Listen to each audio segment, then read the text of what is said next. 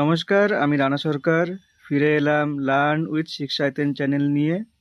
সামনেই রয়েছে ডাব্লিউবি গ্রাম পঞ্চায়েত রিক্রুটমেন্ট এবং সেই রিক্রুটমেন্টকে লক্ষ্য করেই এই চ্যানেলে এখন নিয়মিত জেনারেল নলেজকে কেন্দ্র করে ক্লাস আপলোড করা হবে। সবার প্রথমে দেখে নেওয়া যাক সিলেবাসে কি কি রয়েছে।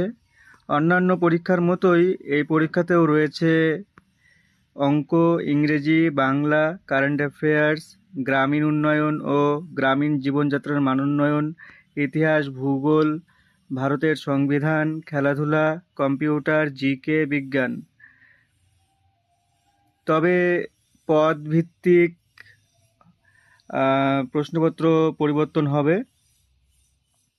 মূলত আমি এই চ্যানেলে বাংলা, কারেন্ট অ্যাফেয়ার্স, গ্রামীণ উন্নয়ন ও গ্রামীণ জীবনযাত্রার মানোন্নয়ন, ইতিহাস, ভূগোল, ভারতের সংবিধান, খেলাধুলা, কম্পিউটার, জিকে, বিজ্ঞান এইসব বিষয়কে কেন্দ্র করে প্রতিনিয়ত মডারেট প্রশ্ন উত্তর রাখার চেষ্টা করব।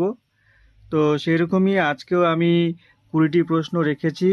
এই 20টি প্রশ্ন আমি আলোচনা করব এবং এই 20টি প্রশ্ন উত্তর আলোচনার সময় ছোট ছোট ডেটা দেওয়া হবে। এই ডেটাগুলো আপনারা আপনারা খাতায় লিখে রাখবেন। এই 20টি প্রশ্ন আলোচনা শুরু করা যাক। আপনারা স্ক্রিন পজ করে উত্তরটা দেওয়ার চেষ্টা করবেন, দেখবেন, মিলিয়ে নেবেন যে আপনাদের 20টির মধ্যে কতগুলি ঠিক হলো। প্রশ্নপত্র ভীষণ মডারেট রাখা হয়েছে, যে কোনো পোস্টেরই পরীক্ষা দিতে গিয়ে অসুবিধা না হয় সেই রকম প্রশ্নপত্র রাখা হয়েছে। চলে আসি আজকের প্রথম প্রশ্নে। পশ্চিমবঙ্গের সর্বাধিক বৃষ্টিপাত কোথায় হয়? A Darjeeling, B Purulia, C Alipurduar, D Malda. ভীষণ একটি গুরুত্বপূর্ণ প্রশ্ন। অবশ্যই এই প্রশ্নের উত্তর হয়ে যাবে আলিপুরদুয়ার। দেখে নেওয়া যাক এর পাশাপাশি যে এরিয়াটা রয়েছে। বিশেষ করে বক্সা দুয়ার অঞ্চলে সবথেকে বেশি বৃষ্টি হয়। বক্সা দুয়ার অর্থাৎ আলিপুরদুয়ারে অবস্থিত। আর যদি প্রশ্ন আসে সর্বনিম্ন বৃষ্টিপাত কোথায় হয় এক্সাক্ট লোকেশন হিসাবে, তাহলে হবে বীরভূম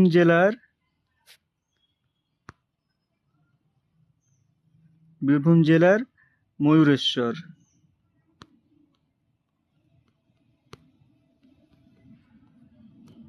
আর যদি সার্বিকভাবে জেলা হিসেবে আসে তাহলে এটা তখন হয়ে যাবে পুরুলিয়া। চলে আসি দ্বিতীয় প্রশ্নে। পশ্চিমবঙ্গের সর্বশেষ গঠিত জেলা কোনটি? ভীষণ একটি গুরুত্বপূর্ণ প্রশ্ন। অপশন এতে রয়েছে পূর্ব বর্ধমান, বি পশ্চিম বর্ধমান, সি ঝাড়গ্রাম, ডি কালিম্পং। অবশ্যই এর উত্তর হয়ে যাবে পশ্চিম বর্ধমান। দেখে নেওয়া যাক এর পাশাপাশি যে ডেটাটা রয়েছে এর উপরে। এই পশ্চিম বর্ধমান যে জেলাটি রয়েছে এটি হচ্ছে পশ্চিমবঙ্গের 23তম জেলা,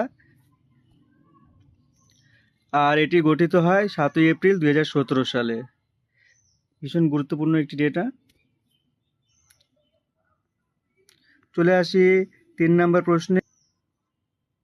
গ্রাম পঞ্চায়েতের সদস্যরা নির্বাচিত হন কিভাবে? এ মনোনয়নের মাধ্যমে, বি প্রত্যক্ষ ভোটে, সি পরোক্ষ ভোটে, ডি নিয়োগের মাধ্যমে। অবশ্যই এই প্রশ্নের উত্তর হয়ে যাবে প্রত্যক্ষ ভোটে। প্রাপ্তবয়স্ক ভোটারদের সরাসরি ভোটের মাধ্যমে গ্রাম পঞ্চায়েতের সদস্যরা নির্বাচিত হন। যে তথ্যটা এখানে লেখা রয়েছে, প্রাপ্তবয়স্ক অর্থাৎ 18+, তারা ভোট দিয়ে গ্রাম পঞ্চায়েতের সদস্যদের নির্বাচিত করেন।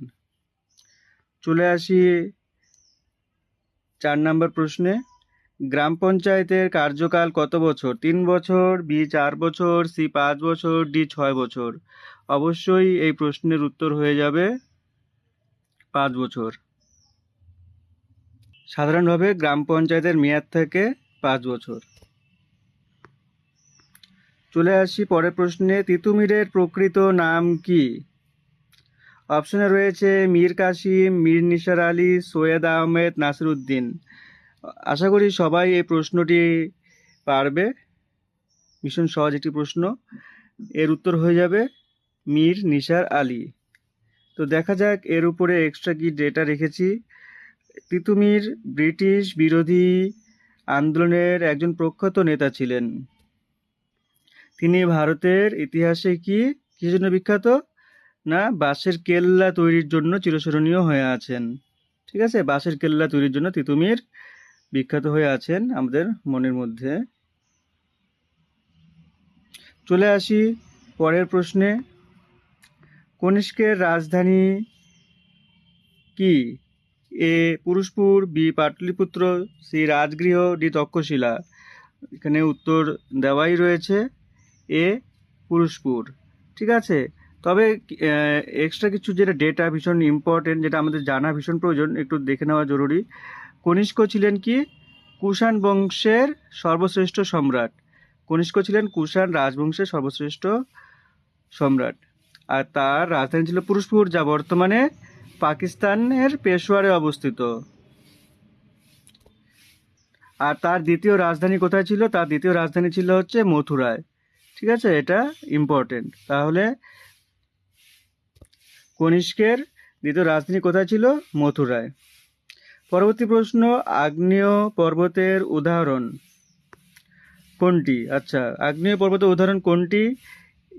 এ হিমালয়, বি ফুজিয়ামা, সি আরাবল্লী, ডি নীলগিরি। অবশ্যই এই প্রশ্নের উত্তর হয়ে যাবে ফুজিয়ামা। তো দেখে নেওয়া যাক এর পাশাপাশি এই ফুজিয়ামার উপরে কি কি এক্সট্রা তথ্য রেখেছি। দেখুন, জাপানের ফুজিয়ামা একটি কি?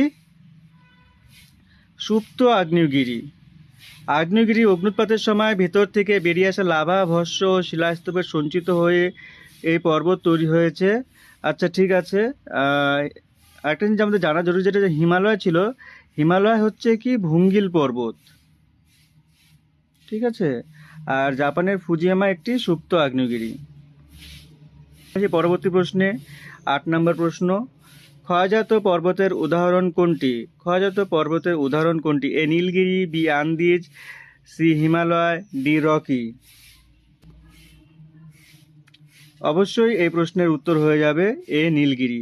দেখে নেওয়া যাক পাশাপাশি আর কি তথ্য রয়েছে। আন্দিজ হিমালয় এবং রকি হলো নবীন ভঙ্গিল পর্বত। চলে আসি 9 নম্বর প্রশ্নে, তাপ্তি নদীর উৎস কোথায়? তাপ্তি নদীর উৎস হচ্ছে সাতপুরার মুলতাই। এই সাতপুরা মুলতাই কোথায় অবস্থিত? এই সাতপুরা মুলতাই হচ্ছে মধ্যপ্রদেশের বেতুল জেলায় অবস্থিত। তাহলে বুঝতেই পারছি মধ্যপ্রদেশ থেকে তাপ্তি নদীর উৎস হয়েছে। চলে আসি পরের প্রশ্নে 10 নম্বর প্রশ্ন, তিস্তা নদী কোন নদীর উপনদী? তিস্তা নদী অবশ্যই এর উত্তর বি ব্রহ্মপুত্র নদীর উপনদী। তিস্তা নদী ভারতের সিকিম ও পশ্চিমবঙ্গ হয়ে বাংলাদেশে প্রবেশ করে ব্রহ্মপুত্র নদে মিলিত হয়েছে। আচ্ছা, দামোদর নদীর প্রধান উপনদী কি? অপশনে রয়েছে Barakar, B Ajay, C Mayurakshi, D Dwarka. অবশ্যই এই প্রশ্নের উত্তর হয়ে যাবে বরাকর। উত্তরাখণ্ডের গ্রীষ্মকালীন রাজধানী কোনটি? A Dehradun, B Gairsain, C Nainital, D Rudraprayag. অর্থাৎ বুঝতে পারছি এখানে গ্রীষ্মকালীন লেখা রয়েছে, যা থেকে বুঝতে পারছি গ্রীষ্মকালীন এবং শীতকালীন দুটি সময়ে ওয়েদার ওয়াইজ রাজধানী চেঞ্জ হয়ে থাকে। তো গ্রীষ্মকালীন রাজধানী হবে হচ্ছে গৈরসেন। ঠিক আছে, তো এক্সট্রা ডেটা কি দেওয়া, এক্সট্রা তথ্য কি দেওয়া আছে দেখি। হ্যাঁ, যেটা বলেছিলাম যে দেরাদুন হলো উত্তরাখণ্ডের শীতকালীন রাজধানী। ঠিক আছে, কি শীতকালীন। পরবর্তী প্রশ্ন, থমাস কাপ কোন খেলার সঙ্গে যুক্ত? A lawn tennis, B badminton, C billiards, D table tennis. অবশ্যই এই প্রশ্নের উত্তর হয়ে যাবে ব্যাডমিন্টন। আচ্ছা, থমাস কাপ সম্পর্কে আরও কিছু তথ্য রয়েছে, আপনারা খাতায় লিখে নেবেন। থমাস কাপ হলো কি পুরুষদের আন্তর্জাতিক ব্যাডমিন্টন চ্যাম্পিয়নশিপ, এটি 1948-49 সাল থেকে শুরু হয়েছে। ঠিক আছে, থমাস কাপ হলো কি পুরুষদের আন্তর্জাতিক ব্যাডমিন্টন চ্যাম্পিয়নশিপ। চলে আসি পরবর্তী প্রশ্নে।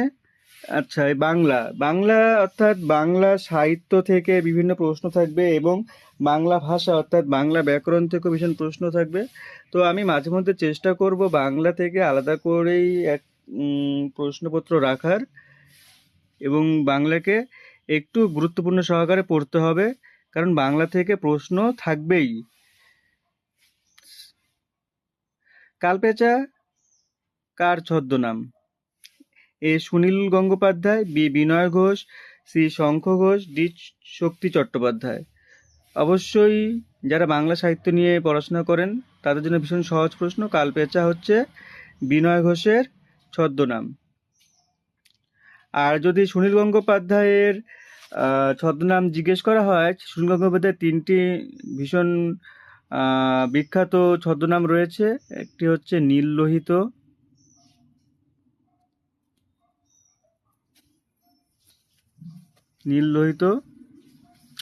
সনাতন পাঠক,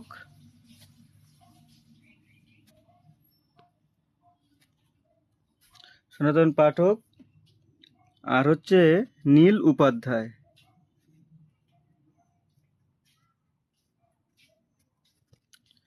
আর এই শঙ্খ ঘোষের ছদ্মনাম আসে, তাহলে আমাদের মনে রাখতে হবে যদি কুন্তক দিয়ে প্রশ্ন আসে তাহলে সেটা হবে শঙ্খ ঘোষ।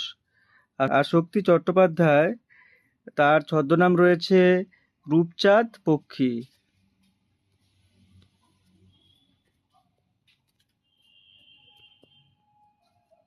অর্থাৎ বুঝতে পারছি বিনয় ঘোষের ছদ্মনাম কালপেঁচা, শঙ্খ ঘোষের কুন্তক, শক্তি চট্টোপাধ্যায় রূপচাঁদ পক্ষী, আর সুনীল গঙ্গোপাধ্যায় 3টি রয়েছে নীল উপাধ্যায়, নীল লোহিত, সনাতন পাঠক। চলে আসি 15 নম্বর প্রশ্নে। বাংলা গদ্যের প্রকৃত জনক কাকে বলা হয়? ভীষণ একটি গুরুত্বপূর্ণ এবং সহজ প্রশ্ন। বাংলা গদ্যের প্রকৃত জনক, যদি রাজা রামমোহন রায় অপশনে থাকতো তখন অনেকেই একটু ভাবনায় ভাবিত হয়ে যেতেন। তো এখানে প্রকৃত জনক বলা হয়েছে, তো এটা হয়ে যাবে ঈশ্বরচন্দ্র বিদ্যাসাগর। অবশ্যই আমরা ছোটবেলা থেকে তার বর্ণ পরিচয় সম্পর্কে অবগত। এছাড়াও তিনি বেতাল পঞ্চবিংশতি, আখ্যান মঞ্জরি, শকুন্তলা এইসব বাংলায় অনুবাদ করেছেন। চলে আসি 16 নম্বর প্রশ্নে। ODBL কার লেখা? ভীষণ একটি গুরুত্বপূর্ণ প্রশ্ন। বাংলা থেকে নন্দলাল বসু, প্রমথ চৌধুরী, সৈয়দ মুজতবা আলী, সুনীতি কুমার চট্টোপাধ্যায়। এই প্রশ্নের উত্তর হয়ে যাবে সুনীতি কুমার চট্টোপাধ্যায়। এই ODBL সম্পর্কে কিছু তথ্য আমাদের জানা ভীষণ দরকার। সেটি হচ্ছে ODBL এর পূর্ণরূপ। ODBL এর পূর্ণরূপ হচ্ছে the origin and development of the Bengali language. এটি 1926 সালে প্রকাশিত হয়। ঠিক আছে, এটি একটি ভাষাতাত্ত্বিক শ্রেষ্ঠ গবেষণাধর্মী বই। আচ্ছা, এবার চলে আসি বিজ্ঞান থেকে প্রশ্ন। সূর্য লাল দেখায় কেন? এ বিকিরণ, বি প্রতিফলন, সি প্রক্ষেপণ, ডি প্রতিসরণ। অবশ্যই এই প্রশ্নের উত্তর হয়ে যাবে প্রক্ষেপণ অথবা বিক্ষেপণ। চলে আসি পরের প্রশ্নে। বিশ্বের বৃহত্তম কফি উৎপাদনকারী দেশ কোনটি?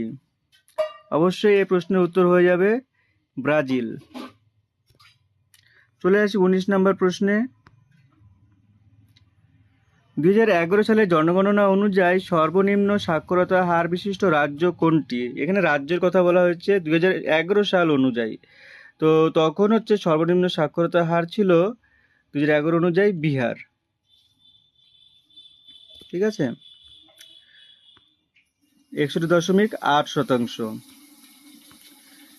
এরপরে চলে আসি 20 নম্বর প্রশ্নে। ভারতের বৃহত্তম রাজ্য কোনটি?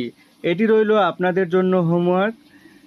আপনারা অবশ্যই কমেন্ট বক্সে জানাবেন। অপশন রয়েছে A Madhya Pradesh, B Maharashtra, C Uttar Pradesh, D Rajasthan. সবচেয়ে বড় রাজ্য, ভারতের সবচেয়ে বড় রাজ্য কোনটি? এটা রইল হোমওয়ার্ক, আপনারা অবশ্যই কমেন্ট বক্সে জানাবেন। এই ছিল আজকে আমাদের মোট 20টি প্রশ্ন। আপনারা অবশ্যই কমেন্টে জানাবেন যে এই ক্লাসটি আপনাদের কেমন লাগলো। আপনারা যদি কমেন্টে জানান আরও উৎসাহিত বোধ করব। পাশাপাশি এইভাবে এখন নিয়মিত চর্চা হবে। যাদের লক্ষ্য WBA গ্রাম পঞ্চায়েত তারা অবশ্যই এই চ্যানেলের পাশে সাবস্ক্রাইব এবং লাইক কমেন্ট করে পাশে থাকুন। নিয়মিত ক্লাস আপলোড হতেই থাকবে। ধন্যবাদ, দেখা হচ্ছে পরের ক্লাসে।